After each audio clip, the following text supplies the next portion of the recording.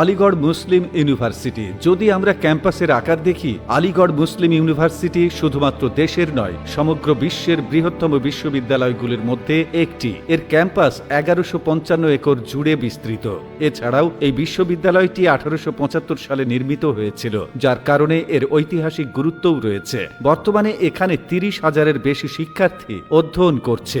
Number 7, lovely professional university. পাঞ্জাবের এই আধুনিক বিশ্ববিদ্যালয়ের ক্যাম্পাসটি 600 একর জুড়ে বিস্তৃত এবং বর্তমানে 30,000-এরও বেশি শিক্ষার্থী এখানে অধ্যয়ন করছে। এই বিশ্ববিদ্যালয়টি তার চমৎকার সুবিধার জন্য বিশেষভাবে পরিচিত।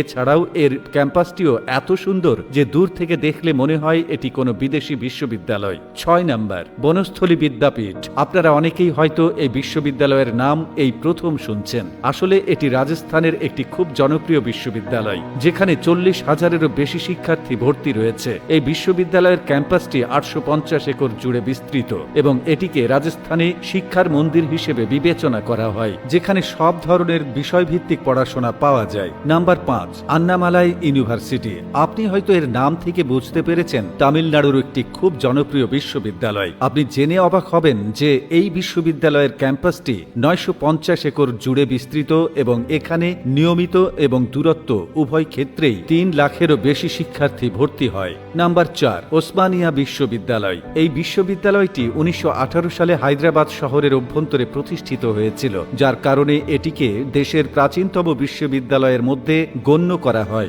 আপনি জেনে অবাক হবেন যে ওসমানিয়া বিশ্ববিদ্যালয়ের ক্যাম্পাসটি 1600 একর জুড়ে বিস্তৃত, যা বিশাল আকারের এবং এই বিশ্ববিদ্যালয়ে 3 লাখেরও বেশি শিক্ষার্থী অধ্যয়ন করছে।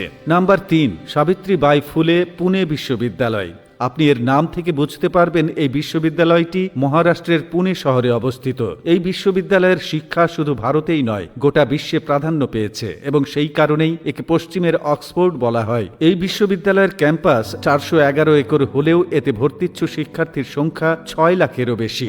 নাম্বার 2, মুম্বাই বিশ্ববিদ্যালয়। দিল্লি বিশ্ববিদ্যালয়ের মতোই মুম্বাই বিশ্ববিদ্যালয়ের বেশ নাম রয়েছে। 1857 সালে প্রতিষ্ঠিত এটি ভারতের প্রাচীনতম বিশ্ববিদ্যালয়গুলির মধ্যে একটি। এর ক্যাম্পাস 230 একর জুড়ে বিস্তৃত এবং এতে 7 লাখেরও বেশি শিক্ষার্থী ভর্তি রয়েছে।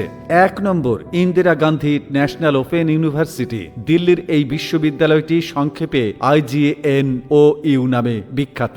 Indira Gandhi National Open University তার নমনীয় শিক্ষার মডেল এবং দূর শিক্ষার জন্য পরিচিত। এই কারণেই এর ক্যাম্পাসের আয়তন মাত্র 150 একর, কিন্তু এতে নথিভুক্ত শিক্ষার্থীর সংখ্যা 40 লাখেরও বেশি এবং এটিকে ভারতের বৃহত্তম বিশ্ববিদ্যালয়ে পরিণত করেছে।